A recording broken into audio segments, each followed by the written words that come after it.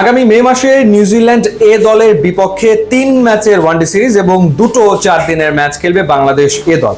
আর সে কারণে প্রথম 2 ওয়ানডে ম্যাচের জন্য ঘোষণা করা হয়েছে বাংলাদেশ এ দল। কারা আছে সেই দলে একটু পরে আপনাদেরকে বলছি। এবং নিউজিল্যান্ড এ দল বাংলাদেশে এসে পা রাখবে 1 মে এবং 5 মে সিরিজের প্রথম ওয়ানডে, সেটার ভেন্যু হচ্ছে সিলেট আন্তর্জাতিক স্টেডিয়াম। দ্বিতীয় ওয়ানডে হবে 7 তারিখ একই মাঠে, আর তৃতীয় শেষ ওয়ানডে হবে 10 মে সিলেটের গ্রাউন্ড 2-তে। এবার আমরা যদি স্কোয়াডটার দিকে তাকাই, পারভেজ হোসেন ইমন, মোহাম্মদ নাইম শেখ, এনামুল হক বিজয়, মাইদুল ইসলাম অঙ্কন, সাইফ হাসান, ইয়াসির আলী চৌধুরী, নুরুল হাসান চৌহান, মোসাদ্দেক হোসেন সৈকত, শামীম হোসেন পাটোয়ারি, তানভীর ইসলাম, নাইম হাসান, ইবাদত হোসেন, শরীফুল ইসলাম, মুস্তাফিজুর রহমান, রেজাউর রহমান রাজা। সো এই হচ্ছে বাংলাদেশ এ দল। অর্থাৎ জাতীয় দলে কোনো না কোনো সময় খেলেছে, কোনো না কোনো ফরম্যাটে খেলেছে, এমন সব ক্রিকেটারদেরকে নিয়ে গঠন করা হয়েছে বাংলাদেশের এ দল।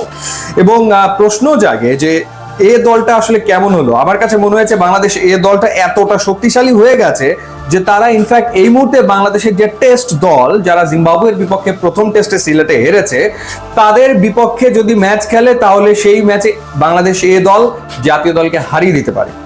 এমন ভাবে আসলে বাংলাদেশ এ দল গঠন করা হয়েছে।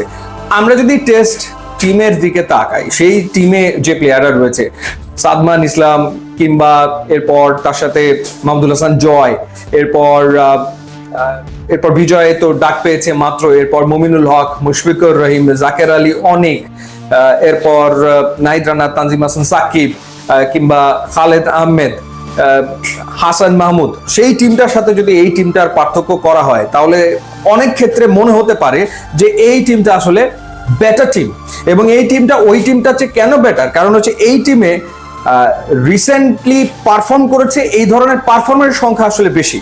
যেহেতু রিসেন্টলি পারফর্ম করেছে এরকম পারফর্মারের সংখ্যা বেশি, যেমন মাইদুল ইসলাম অঙ্কন দুর্দান্ত খেলেছে বিপিএল এ, ঢাকা প্রিমিয়ার লিগেও খেলছে, ভালো খেলছে। শামীম হোসেন পাটোয়ারি অ্যামেজিং পারফর্ম করেছে বিপিএল এ, ঢাকা প্রিমিয়ার লিগেও ভালো খেলছে। এনামুল হক বিজয় রয়েছে, নাইম শেখ রয়েছে, এই বছর সবগুলো ঘরোয়া আসলে দুর্দান্ত পারফর্ম করেছে। পারভেজ হোসেন ইমন রয়েছে। অর্থাৎ সেই ক্ষেত্রে বিসিবি কি করেছে, যে যারা পারফর্ম করেছে সব পারফর্মারদেরকে এ দলে ডেকেছে, যার কারণে জাতীয় দল যেটা, টেস্ট দল যেটা আমাদের, সেই টেস্ট দলের চেয়ে আসলে বাংলাদেশ এই দল শক্তিশালী হয়েছে বলে আমার কাছে মনে হয়। ইনফ্যাক্ট এই টিমের সাথে যদি ওই টিমটা যে কোনো ফরম্যাটে খেলে, সেটা ওয়ানডে খেলুক, টেস্ট খেলুক, কিংবা টি20 খেলুক, সেই ক্ষেত্রে টেস্ট টিমকে এই টিম রীতিমতো চ্যালেঞ্জে ফেলে দেওয়ার মতো সক্ষমতা রাখে।